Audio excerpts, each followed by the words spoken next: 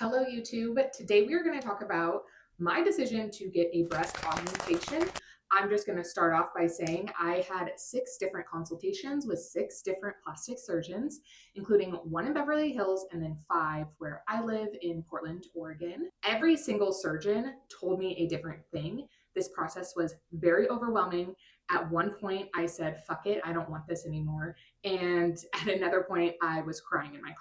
If you are starting this journey, I want you to know that you are going to get bombarded with a lot of information. And if you choose to get consultations from different surgeons, keep in mind that they all have their own special technique. If one surgeon says they only do below the muscle, another surgeon may say that they only go above the muscle. But at the end of the day, your surgeon should be making a decision based on your goals and your body's own anatomy. Keep that in mind, but this was my personal experience. I felt like I had done a lot of research. I watched a lot of videos. I felt informed. And then I went into the surgeon's office thinking that I had all this knowledge and information, but I was wrong because, again, it's about my goals and my anatomy. So I am going with a surgeon in Portland, Oregon. She is going above my muscle. She says that we don't need to go below my muscle.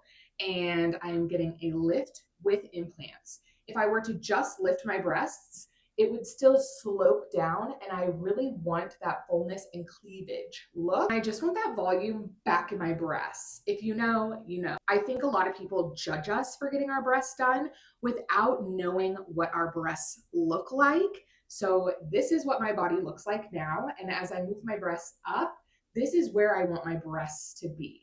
You can see how my breasts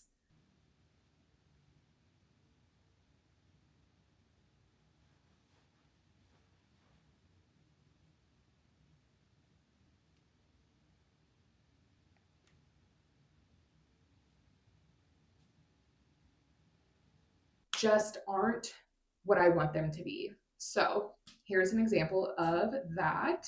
Women get judged so much about the choices that they make, but at the end of the day, this is my body. My breasts have changed so much. I was pregnant in 2020. I was pregnant in 2022.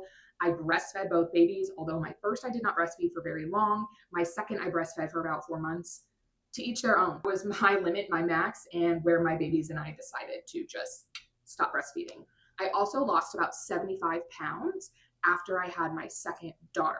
So my surgeon and I decided on 310 cc's. Personally, don't want large breasts. Again, I just want my breasts where they were, and then I want fullness in the top. I want nice cleavage. Every other part of my body, I am happy with. I'm okay with the changes that happened, and my stretch marks don't bother me. My C-section hangover cliff doesn't bother me. Nothing else about my body bothers me other than how low my breasts have gone.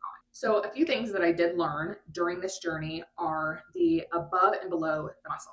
This is about your anatomy and your surgeon's specialty. The Beverly Hills doctor did something called, I think it's subpectoral, where it's under the muscle and then it's like this or like this. It's under the muscle and then he like releases that last muscle down here. I will tag him right here. This is the surgeon that I consulted with in Beverly Hills. Another thing that I learned is that your surgeon isn't going to suggest anything to you. Your surgeon isn't going to be like, I think you should have this size. I think you should do that. I think you need to go into this like knowing what you want, your goal, like specific. And if you are looking on people's before and afters on the internet, take screenshots of women with just their breasts, like not a bra. You have to keep in mind that the clothing that someone is wearing isn't going to give that surgeon the data of like the breasts you want. Because I went to one surgeon and I was like, I want her boobs. And he was like, can I see her boobs without that really flattering top? And I was like, oh yeah, duh. Like whether you go above or below the muscle, I don't know. I muscle, above, below are my new trigger words. I think you get in your head and you're like, Khloe Kardashian said below the muscle and blah, blah, blah, said above and like, no, just, it doesn't matter. It doesn't matter. Above the muscle, I was like, oh my God, like my implant is just going to fall out. And my surgeon was like, no, there is a pocket that holds that implant. And then the scar tissue is also holding your implant from the bottom.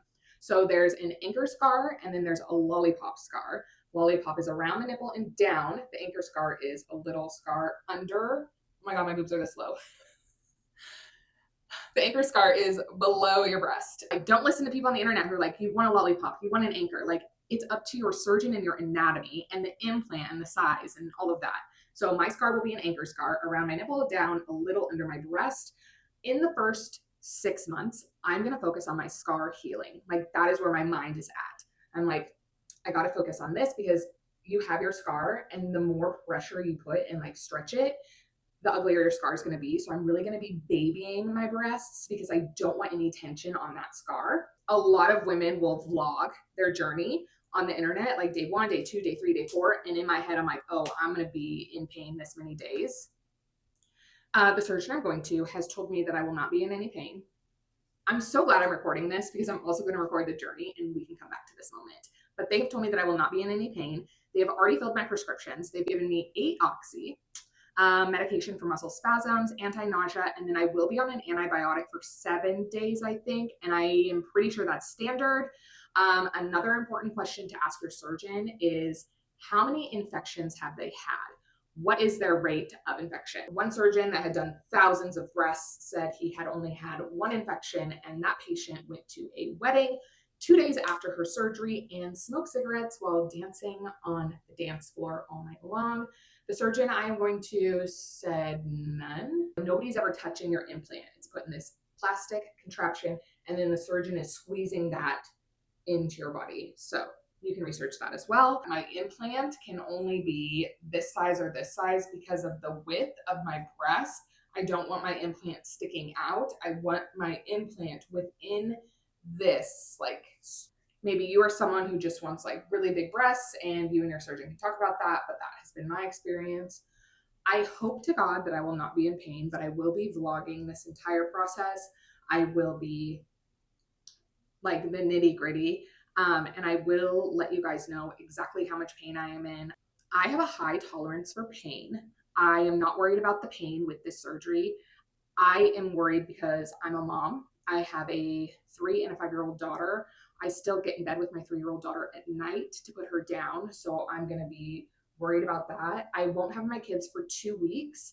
My surgeon has said at 4 weeks, I can have sex and I can start lifting like 5 pounds. She said at 2 weeks, I would be okay to take chicken nuggets out of the freezer and put them in the oven. So I won't be having T-Rex arms like I thought I would, unless I physically can't move my arms, but they told me they want me to maintain the range of motions in my shoulders as soon as I get home.